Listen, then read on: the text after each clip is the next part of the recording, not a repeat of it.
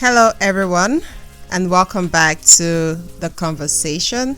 My name is Mystique, and thank you for listening to the podcast. And I hope you all are doing great.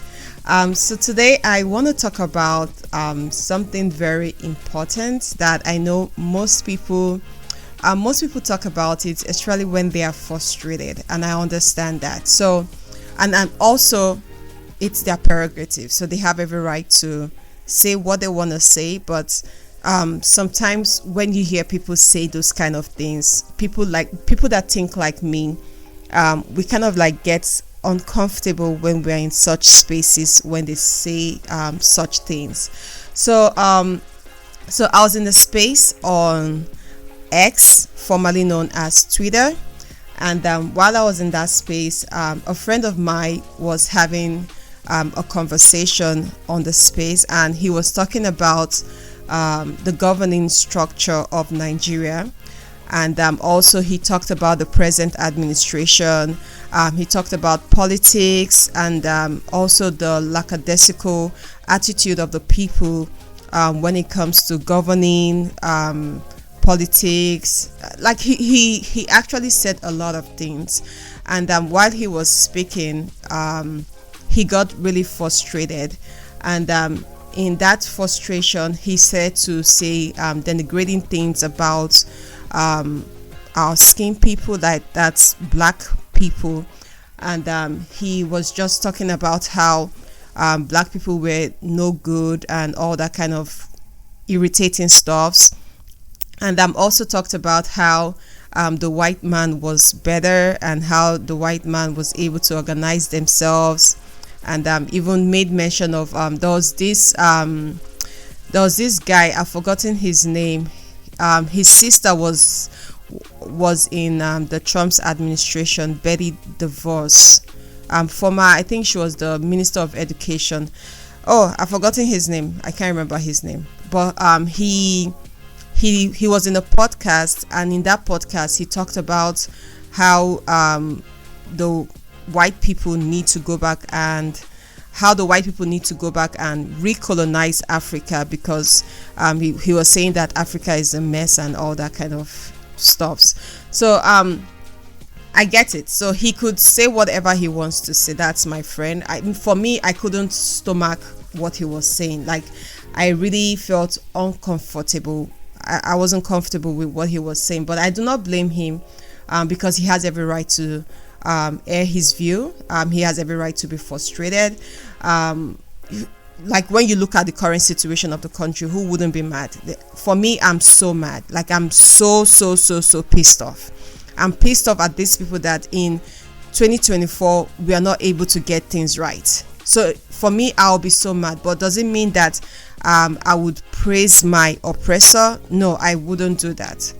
I wouldn't praise my oppressor, but definitely I'll always call out the so-called political elites that we have, even the elites we have in the private sector. I would always call them out of their BS, because they are the ones who made us where we are today. In Nigerian situation, the poverty in Nigeria is intentional. So it's not something that maybe they don't know what they are doing or they can't figure things out. No, they actually know what they are doing. So poverty in Nigeria is intentional. It was intentionally made. It was created, man-made, created. So I want us to have that at the back of our mind. But the thing is that when I hear people speak like this, it just tells me that they haven't put in that time to unlearn whatever they've been taught and relearn. It's very important that as we move forward and as we try to want to make a better society for ourselves and our kids yet unborn, we need to go back to the basic. We need to go back and enlighten ourselves. Thank God we are in an age where technology is on our palm. Knowledge is not far from us. Knowledge is very, very close to us. Something might be bothering you, disturbing you. You can just go to Google and type in, even as simple as if you just use like a very simple, what let's see what can I use, let's say if you just use like a simple word like what happened in Nigeria in 1914, just put it there on Google and you'll see that automatically it just gives you the information that you need. Like it gives you so many information, then you'll be the one to start screening and looking for the exact information that you're looking for. So we have all this with us, and it's good that we make use of it before we come out to spill things that doesn't make sense at all. So I'm just going to leave it at that. So but the reason why I want to talk about this, what my friend was saying, how he was so mad at the system and was praising the oppressor, I want to just put like a little bit of background. Probably I would say, let's say like a breadcrumb. Then you would go out and do your own research by yourself. You go out, you get books, you read by yourself. That way you're much more enlightened, and when you come on public spaces and you hear people say things like that, you're able to counter them and tell them, no, it's not, that was not what happened. Or better still, for future generation, because technology is going nowhere and all these podcasts, they will all remain here forever. So the next generation, when they come, they can also hear my voice and hear other people's voices, and also go ahead and do their own research and find the truth for themselves. So Nigeria is about 65 years old, and after 65 years of getting independence from the colonizers and a war. So we, like, if you know, if you're familiar with Nigerian history, 1966 was a very terrible year for us, and from 1966 it led up to 1967 when we went to war, and by 1970 the war was over. So within that time frame we went to a war, and that war was just to make sure that Nigeria remained one. So they had to go fight for the country to remain one. And after all that, we still haven't gotten ourselves right. We still haven't gotten our footing into the world stage. Not even the world stage, like world stage is even going too far.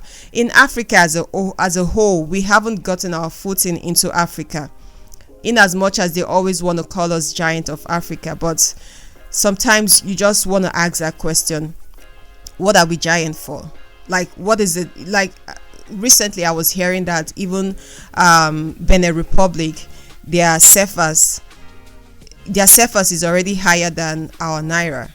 CFAs that used to be as low as what? Naira was like the leading currency back then in West Africa. But right now we have CFAs higher than our Naira. Not to even talk about the cedis, that's the Ghana cedis. So it's really, it's frustrating. And when somebody come out and say those things, I understand, but does it mean that you have to say it? No. I think there are better ways that you can channel your frustration and put out the right message. So we still haven't gotten anything yet. And the funny thing and the most annoying thing and the irony of everything is that Nigeria, the land, is filled with resources. The land is filled with natural resources that can bring prosperity to the country. So you can see how annoying it is.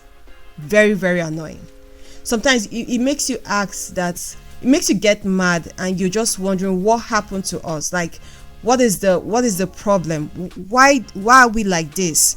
We have so much resources. We even have resources that has not even been tapped.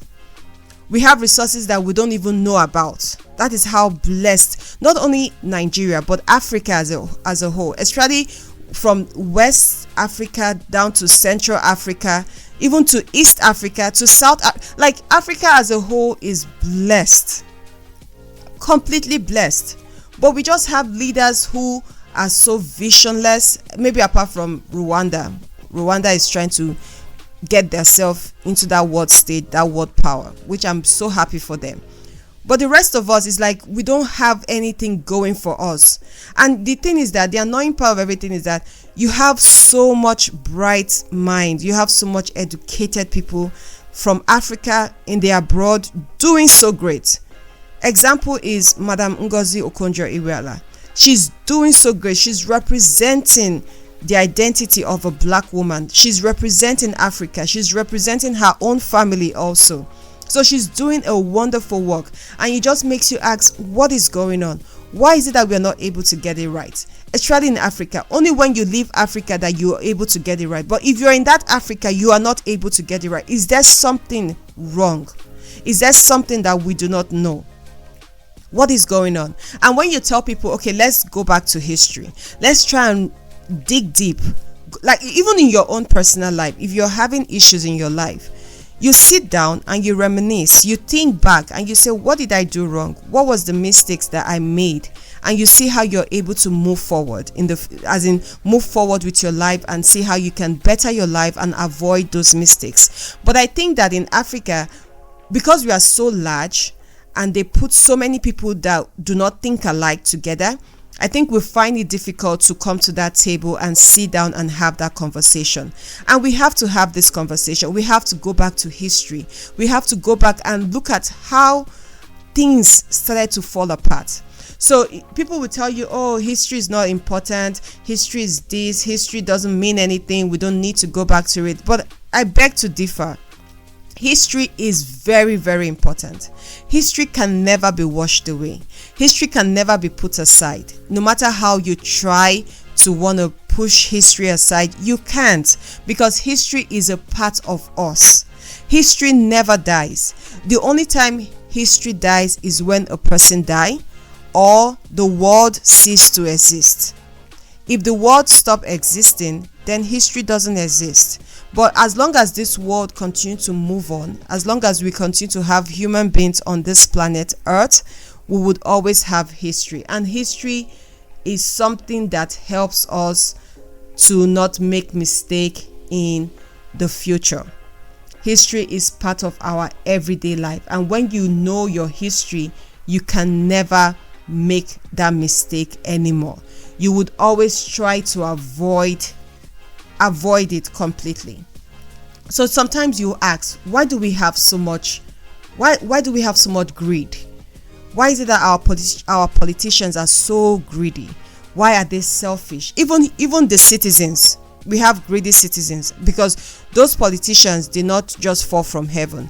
They are our citizens. They are people like us, and they go out there and vie for those positions and run for those positions, and they get there and they carry their greediness to those positions. They carry their selfishness to those positions. They carry their I don't care attitude to those positions. So there's no way would take out and make it look as if the citizens are innocent. No, they are not, because the citizens are the politicians are the citizens. So we have to put that into consideration. But the thing is that we need to ask, why is it that our system is still the same way it is, even after colonization? Even after the oppressors left us, the colonizers left us, we still have the same problem. We haven't moved past our problem. It's still the same thing over and over and over and over and over again. And for me, I'm going to share the blame into two. The first part, I am going to give 50% of the blame on the colonizers, and I'm going to give the other 50% of the blame to us. Why am I giving? I know people will say, but the colonizers left like so many years ago. Yes, I agree. They left so many years ago. Yeah. But the thing is that, what legacy did they leave behind when they were leaving? That's the question we need to ask. What legacy did they leave behind after brainwashing our ancestors? Because you still see that brainwashing even till today. You still see that brainwashing in the people till today. The brainwashing hasn't been decolonized yet. It's still there. Very, very over, let's say 90% of Africans, 90% of Nigerians still thinks like the white man, still believe that the white man is God. It's just few of us that just believe that believe and know the truth that no, it's not. The white man is as wicked as the devil itself, if there is anything like the devil exists. Just like how they try to paint the black man to be a devil, the white man too is also a devil. So it's 50-50. So we need to ask ourselves, the political elites that we have today, the elites that we have in the private sector, they all look up to the colonizers. They all think like the colonizers. They all behave like the colonizers. There is no difference between them and the colonizers. So when we hear people speak like this, we have to go back to history. What happened? How did our society become the way it is today? So we have to go back and look at what happened during the 15th century, what happened the 14th century, what happened the 13th century. We had people come into our spaces, invaded our spaces, all in the name of looking for spices. They said they were looking for spices. They said they were looking for a route to India. They said they were looking for Prester John, a preacher. So they used so many excuses and came over to our space, and we accepted them. We welcomed them into our spaces. They decided to do their trade. They were doing their trade like normal human beings would do in 2024. And all of a sudden, we need to ask, what happened? How come did they turn around? People will tell you that, the kings decided to sell slaves. Yes, the kings decided to sell slaves. But what you will ask is, what kind of slave were they selling to people? What were the intentions of this king when they were selling these slaves? Yes, in Africa, we did have a servitude kind of system. I'm not going to call it slave. You guys might want to say it's slave, but that's fine. But the slaves that we had in Africa, they were not the kind of slaves that were taken out of Africa to go do hard labor in Americas and some other places in Africa, because we had some islands in Africa that the Portuguese took Africans from Africa and took them to those islands. That's where you have like Seychelles and all those other places. So you need to ask the question, what kind of slave system did we have in Africa? As they always call it, slave. So we had slave, but our slaves had a life of their own. They were able to have kids, get married. They were never indebted to anybody. They were never property of anybody. They were their own selves. They were their selves. They had every right to do whatever any other person was doing. But the thing was that they had to go work for someone. They had to go do something for someone. So we need to ask those questions. And when these people came, how come you were welcomed? We welcomed you. You were doing business in our places, and all of a sudden 360 you just turned around immediately and started to impoverish these people. Even when they said they brought their so-called Christianity to us, what was the reason for the Christianity? Did we tell you guys that our own society wasn't working perfectly well for us? Did we tell you guys that we wanted something different? No. We had our own religion. We had our own culture. We had our own way of doing things. And it was working perfectly fine for us. And don't forget that we had men and women who stood up against these people. We had men and women who said, you can't bring your tradition, you can't bring your religion to us. People stood up to them. But what did they do? It's either your own kind would turn against the system, because the white man told them that they were going to give them something in return. And it still happens till today. We still have people who still do it today.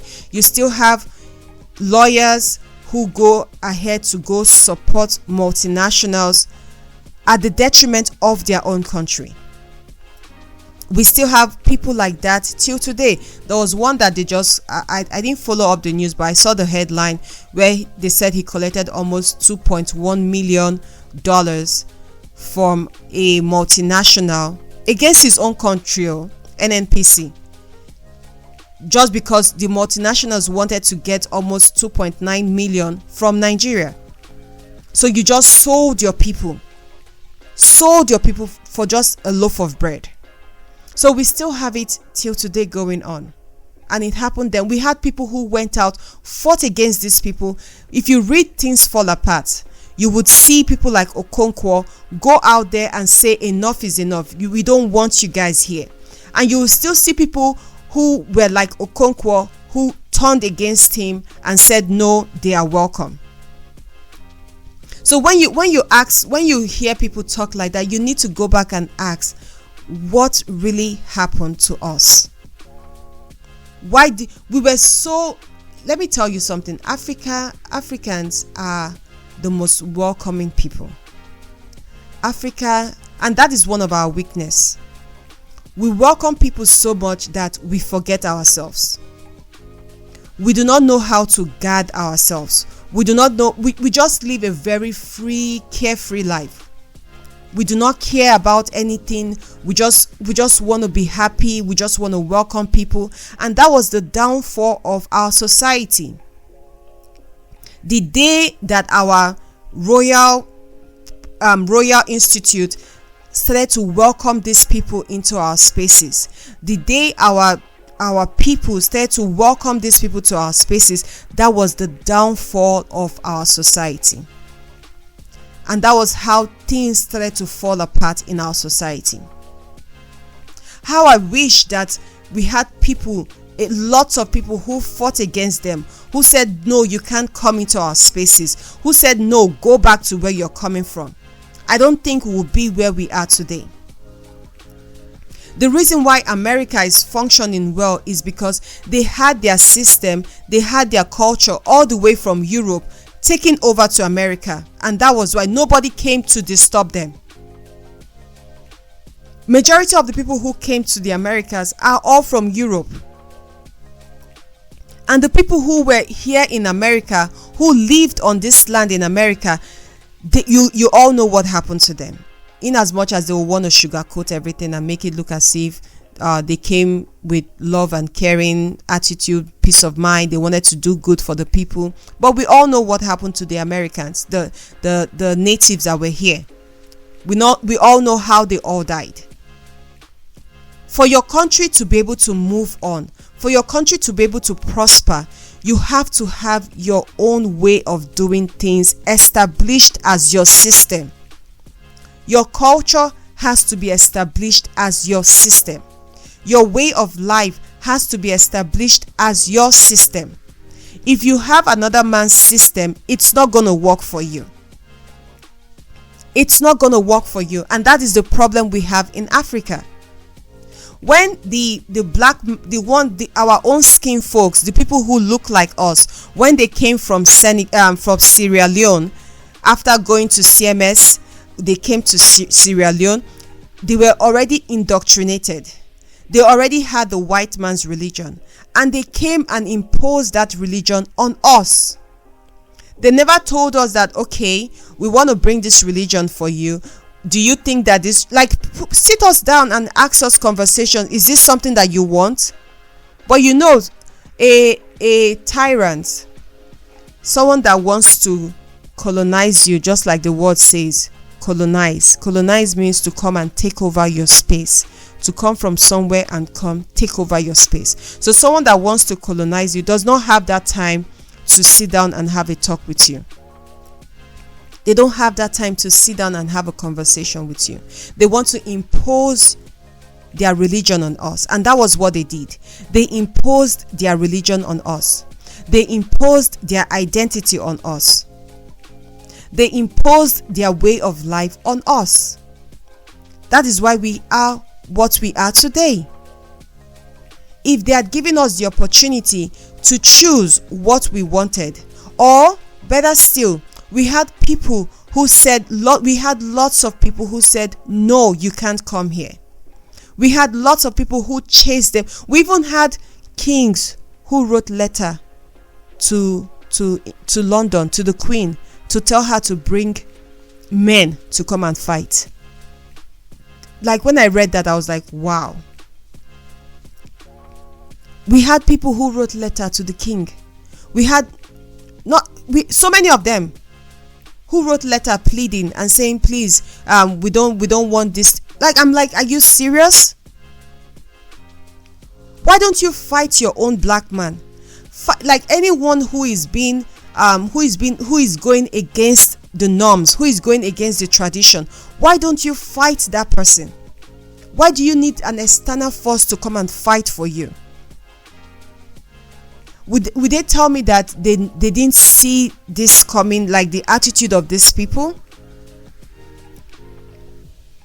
Sometimes, like when you sit down and ask questions, especially we that have that opportunity to read history and learn from it, we do not want to make that mistakes. And that is why when I see our leaders travel abroad to go seek financial aid and financial help, it irks my heart, because I'm like, don't you learn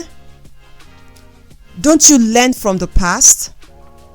That these people that you're going to meet for financial assistance do not like you. They do not even want your society to prosper. And to even sum up everything, to tell you how bad it was when they were now trying to form the country together in 1914, how would you put the North and the South together? How would you put the North? Why don't you have the North on its own as a country on its own? Why don't you have the South divided into various ethnic groups and as a country on their own? That way we wouldn't have this crisis that we are having today. We wouldn't have this identity that we are having today. Okay, I know I deviated because so many things was just running through my mind. But the reason, and again, so we had the colonizers come. So we need to ask, what legacy did they leave behind? What legacy did they leave for us? So the colonizers came. Africa, Nigeria was their resource center. Nigeria was their resource center for raw materials. So they got all their resources from Africa, from Nigeria. I'm talking about Nigeria right now. They got all their resources from Nigeria, took those resources back to England, refined those resources. After refining them, use it to build their own system, use it to build their own country. Then the remaining one brought it back and sold it to us. They sold it, let's say like sugarcane. They took sugarcane, but sugarcane wasn't really produced in Africa. It was produced more in the Americas, and somewhere, I think they also produced sugarcane in an island in somewhere between Africa. I've forgotten the name of the island. So let's use, for example, sugarcane. So you get Africans who worked as slaves in Americas. You get the sugarcane, you refine it, and you get sugar, and you import the sugar back to the Americas or back to Africa. So that was how they did it. So in Africa, they got more of like red oil, and red oil was like a lubricant, and also red oil was used to make soap. So you got the red oil, you took it to England, and you refined it and use it to produce your soap, and you bring that soap back and you sell it at a very high price, and the money you got from it, you took it back to England. So they got rubber from Central Africa, and even also we had rubber in Nigeria also. You got rubber, you took it to England, you refined it, did what you wanted to make out of it, you brought it back to Africa, you sold it to us. Selling it to us, the money you got, you took it back to England. So what legacy were you trying to leave behind? The railroads that you created, you made those railroads. You didn't make those railroads to go to like inner cities of the country. The railroads were mainly from where they get those raw materials down to the ports, and it was shipped out of Nigeria to England. So what legacy were you leaving? The bookkeepers that you had, the accountants that you had, they were all teaching the citizens, that's the Nigerian citizens, how to account for goods and services, not for Nigeria, but for England. But you say, oh, how is it for England? Yes, it's for England because you are accounting for the resources that was taken out of Nigeria, taken out to England, brought back to Nigeria. The money that you got, the proceeds that you got from those finished goods were taken back to England. So there was nothing that was left behind in Nigeria. Nothing was left behind. And the people like Nnamdi Azikiwe, their parents were the ones who actually worked during the colonial era. So people like Nnamdi Azikiwe, they saw their parents work for the white man. They saw their parents do things for the white man. And in their mind is like, oh, they want to be like the white man. They want to act like the white man. They want to eat like the white man. They want to dress like the white man. That African consciousness had already left them because their own parents instilled the attitude of the white man in them. So they don't have that black. Maybe you would say Nnamdi Azikiwe's parents, that's his grandparents, were the ones who tried a little bit to instill the African culture on his parents. But when that generation left, the next generation that came were more of like colonized generation. So all their attitudes, all their thinking was all about the white man. They wanted to act like the white man. They wanted to behave like the white man. And they pushed this attitude into their children. They passed this thinking, this ideology into their children. And their children, everybody wanted to be like the white man. They wanted to go to England to go school. They wanted to go to America to go school. They wanted to act like the white man. Nnamdi Azikiwe's own was different because he went to America and he now went to pick up the Pan-Africanism identity. It's not a bad thing, it's a good thing. But the thing is that, would it work in Africa? No, it wouldn't.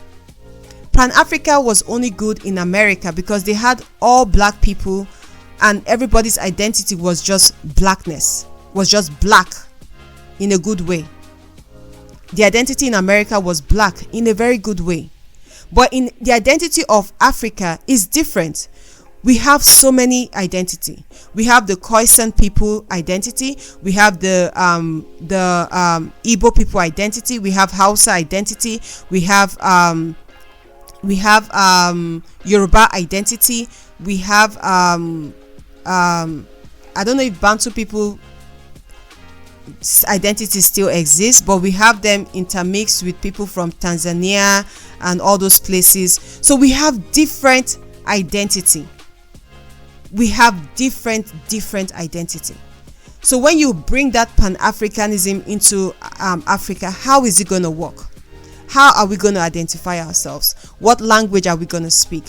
What food? Okay, we would still have our various foods, but what language are we going to speak? What currency are we going to make use? So you see that it's a very different ball game when you bring that Pan-Africanism identity to Africa. So when we talk like this, or when we are so frustrated with what we are experiencing in Africa or seeing in Africa, it does not mean that it shouldn't give us that yardstick to want to raise the standard and praise our oppressor. No, we need to go back and ask the question: what legacy did these colonizers leave behind? They did not leave an African identity legacy for us.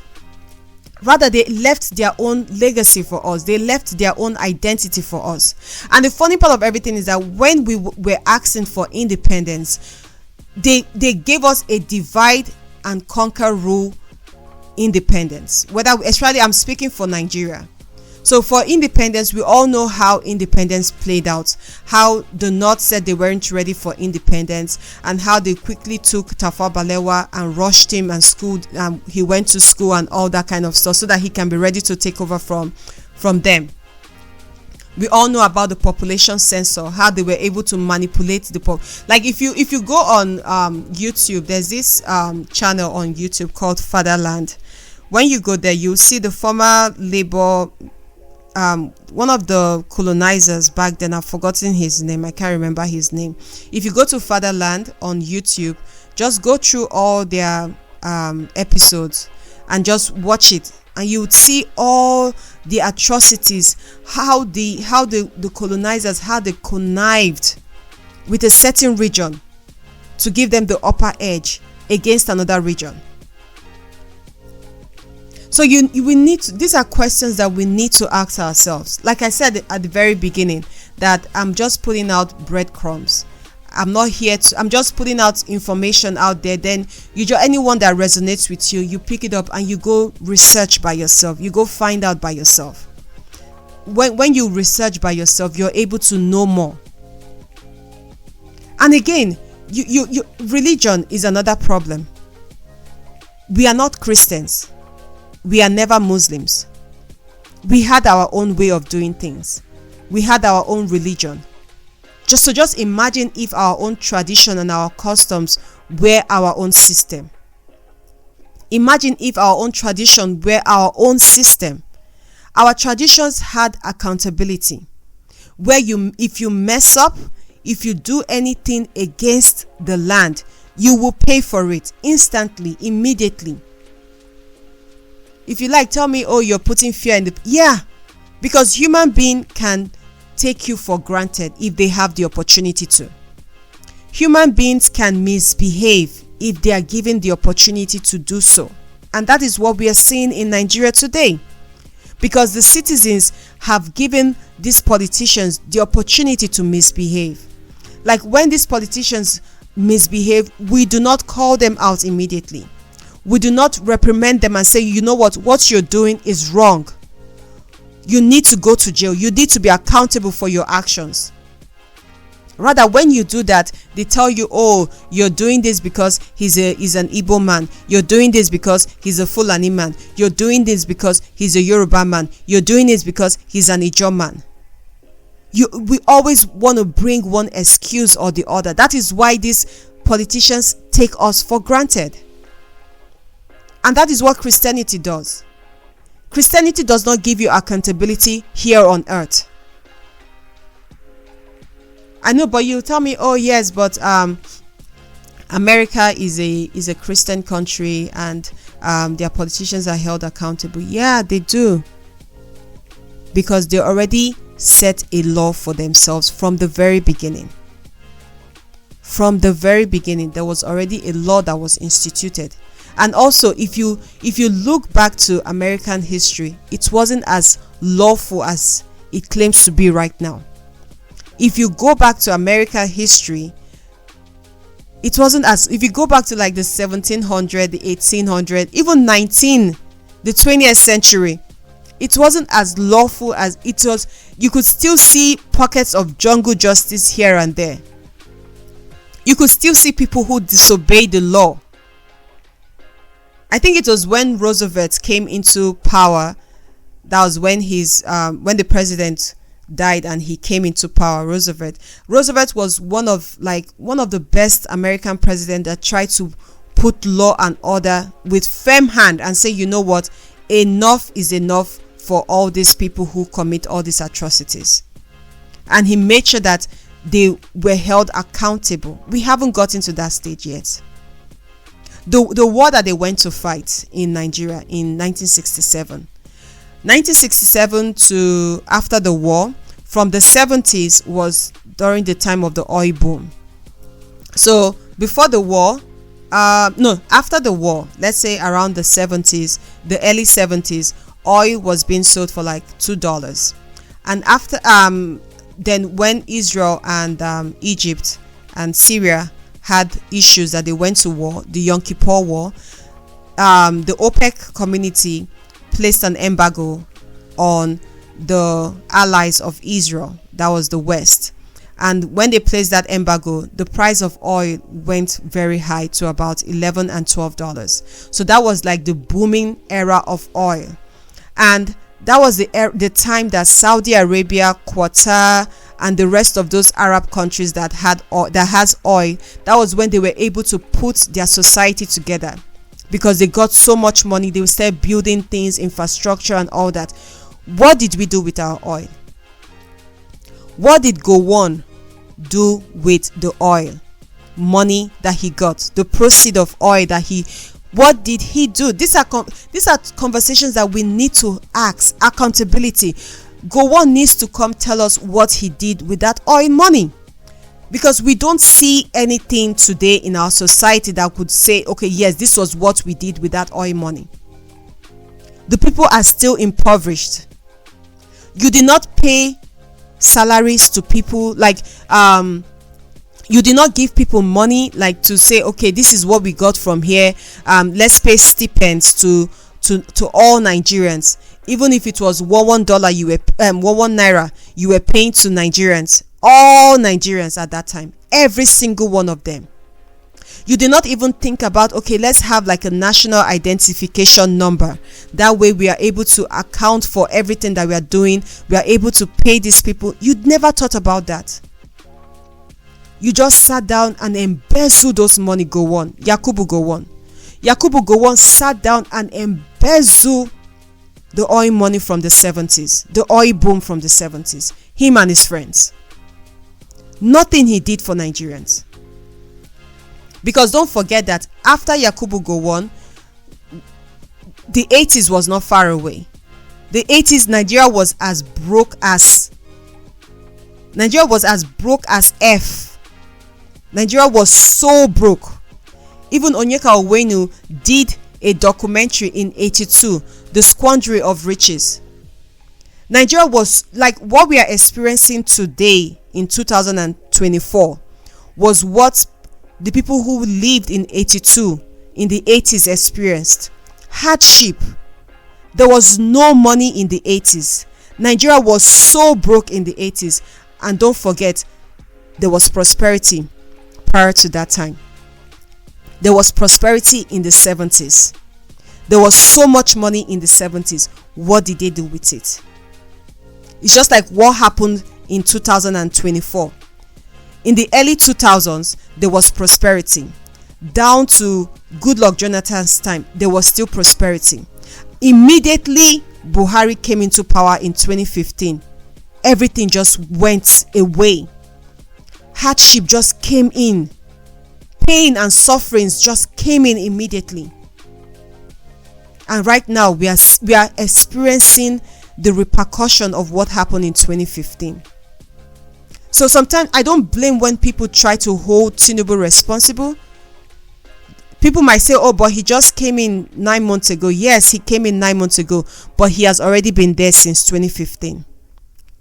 He was the one who merged people together and formed a party called APC. And they brought Buhari for us. So we are experiencing the visionlessness of these so-called leaders. We are experiencing their visionlessness from 2015. That is what this is the repercussion of what happened in 2015. 2015. I don't want to make it so long. I think I've gone far. Just bear with me, please, and please just listen to it. Like I said, these are just breadcrumbs so that you can go read for yourself. So that when tomorrow, when you are so frustrated, like you're so pissed off, like do not think about praising your oppressor. Your oppressor are no good. They have nothing in stock for us. Africa had it going for them. We had a civilization. We had everything going for us. We had roads during those period. Even there was a book written by, was it the Belgians or whoever, I've forgotten who wrote it, how they said that there was street lights on the Benin Empire. The Benin Empire had street lights. They had good road. We were so clean. Very, very clean. I don't know how this dirtiness came about in Africa. But Africa was clean. There was no sickness. There was no sickness. There was no poverty. There was food to eat in Africa. People were able. Don't forget that we lived in a communal society where you are able to help each other. We helped each other. We loved each other. Especially when you are from a community. So don't forget that we lived in communities. We lived Umwa, this one community, Umwa, that one community. That was how we lived. We didn't live like a one big merged family. No. So let me use for example now Ubuluku. Now we lived like Ubuluku community. So that was how we lived. And people from Iseluku community, you can't come into our own and come and say you want to come fight us. No. Everybody respected themselves. Everybody took care of themselves. So things were moving perfectly fine for us in Africa until these invaders came. until the colonizers came and they colonized us and disrupted our society. So we need to ask, what legacy did they leave behind? I know people will say, okay, yeah, but they didn't leave. So why didn't our politicians who went to fight for democracy, for independence, why did they try to leave a legacy behind? I get it. Yes, that was where they messed up. That was where the mess started from. And that is why we now that know the truth, we now that know the history, we can make a difference. We can change the status quo. We can come together and say, you know what, let us build a system that would work for us. Let us organize ourselves. Let us reorganize ourselves with African in mind, with our African and our culture and our identity in our mind when we start a new system, when we start a system that will be beneficial to everybody, where everybody will be equal, where everybody will be created on this earth are equal. We need to do it by ourselves. These politicians that we have do not care for us. And the sad reality is that they are already grooming people who would take over from us. They are already grooming people who would take over from them, I mean to say. They are already grooming people who think like them, who act like them, who do not have the interest of the people at heart. So if you have the mindset that I have, if you have the ideology that I have, we need to come together and make it work for us. We are not isolating ourselves from the system or from the world, but the thing is that we want a system whereby we will govern ourselves by ourselves. We will go back to our traditional roots. We will go back to our African identity. If you want to practice your Christianity, fine, you can do that. But just know that your religion will not be infringed on another person. Your religion will not supersede another person's religion. Your religion will respect every other person. If possible, your religion will be placed at the back burner. Because you cannot have your Christianity and want to have an African identity. No, it cannot work like that. Christianity is not your identity. Christianity is not your way of life. You have your own identity. You have your own religion. You have your own way of doing things before the white man came and gave you his own religion. If you want to inculcate our tradition and our religion into Christianity, we can work around it. People evolve. Change is very important. A society that does not accept change will remain stagnant. So we are open to change, but that change will not be to the detriment of African identity.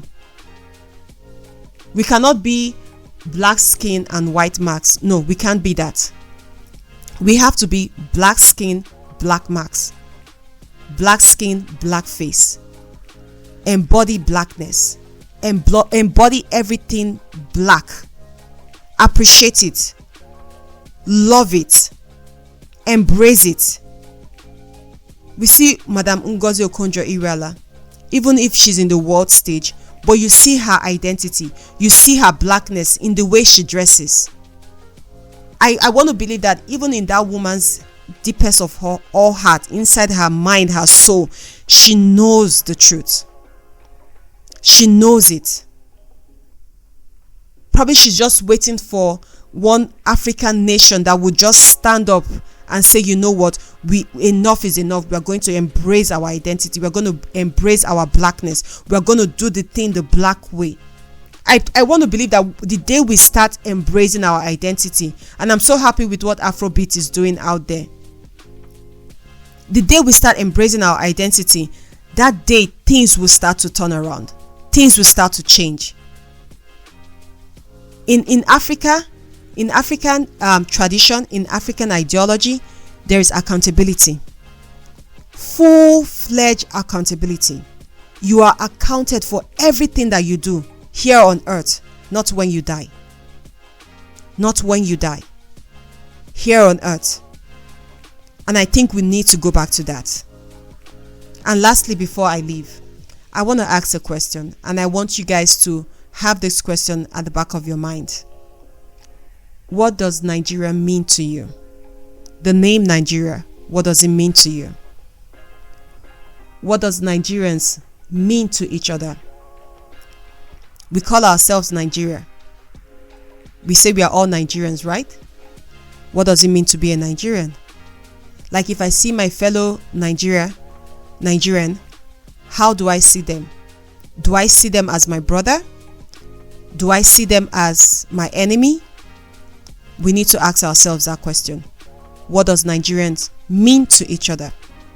And what does Nigeria mean to the world? So in the world stage, when they see us as Nigerians, how do they see us? How do they perceive us? What do they think about us when they first see us? When we call our name Nigerian, what do they think? I think we need to ask ourselves this question.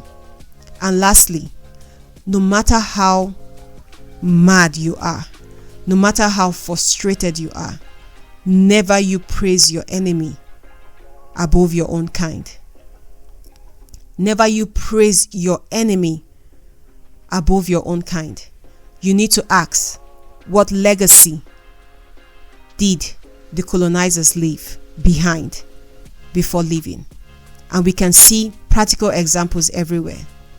Look at what happened to Patrice Lumumba. Look at what happened to Nkrumah. Look at what happened to Nyerere. Like so many of them out there. We need to look. Go back to history. Read. Research. Find. And you'll be liberated. You'll be enlightened. Thank you. Peace. To Nkrumah. Look at what happened to Nyerere. Like so many of them out there. We need to look. Go back to history. Read. Research. Find. And you'll be liberated. You'll be enlightened. Thank you. Peace.